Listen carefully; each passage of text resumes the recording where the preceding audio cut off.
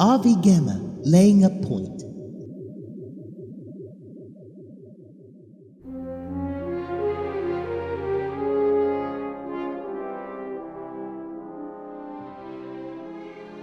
Fee was getting edgy. It wasn't like him. Niner had only known him a matter of days, but you made quick judgments on small detail if you were a clone commando, especially among your own.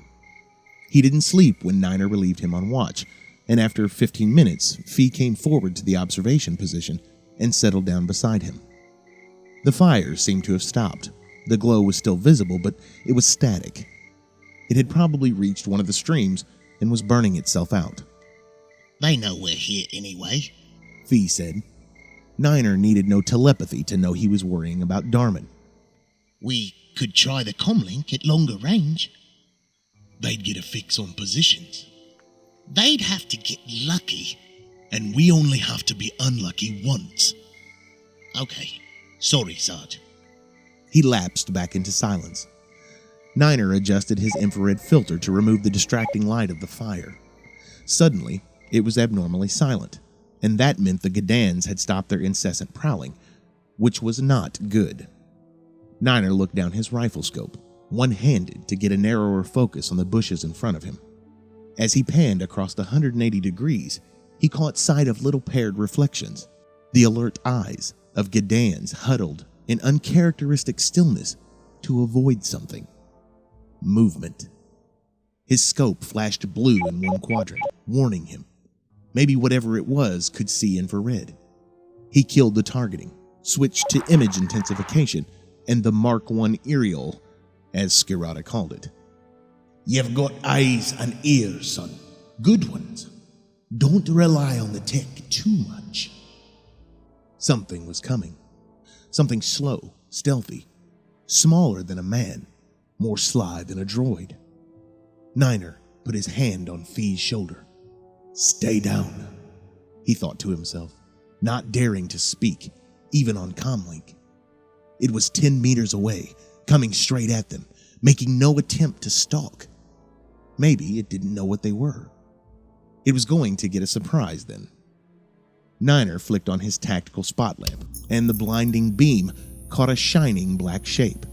He cut the beam immediately, muscles relaxing. The creature was so flat to the ground now that it looked as if it were flowing water. It was only when it was right in front of them that it sat up and became Valaquil. I thought I'd see you coming, given your armaments, said a voice that wasn't Valaquil's but was equally liquid and hypnotic.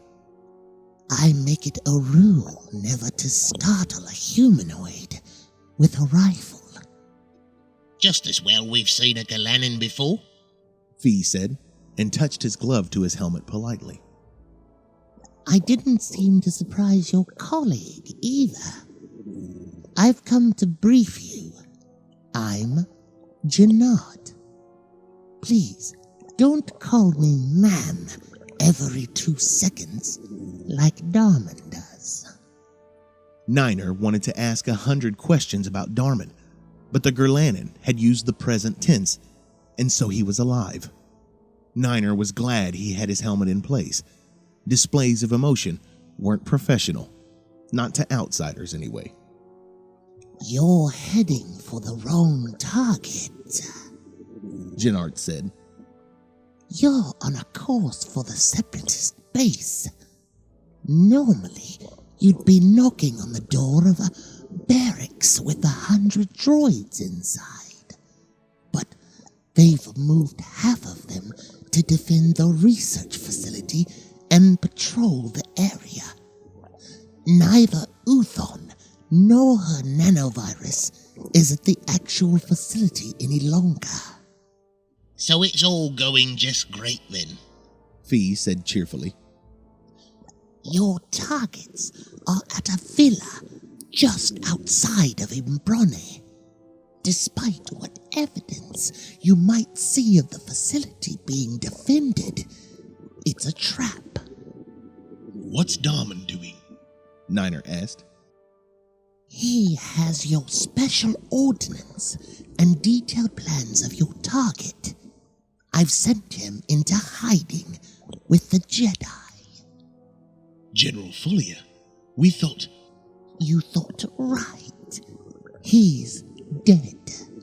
The Jedi is his Padawan Termuken. Don't get your hopes up. She isn't commander material. Not yet. Perhaps never.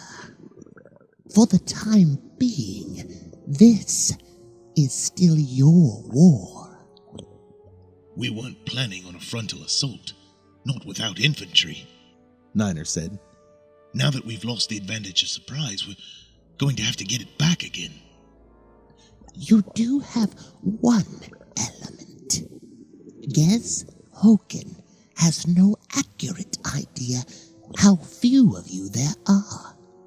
I've made sure there are many, many obvious signs of movement through the woods and fields. You've been busy. I can do a good impersonation of a small army, or at least its movements. Jannard glanced at Atten and Fee as if checking them. Maybe she was working out how she would mimic the form of a commando. Not thinking of shooting and eating any Merlies, are you? Why? That armor isn't looking such a tight fit on you as it should. Fee nodded. She's right. Expending about 30% more calories than planned, Sarge. They didn't calculate for us carrying gear over land. You'll exhaust your rations soon, Jannard said. Merlies are delicious. Just never shoot one, please. If necessary, I could hunt them and leave them for you.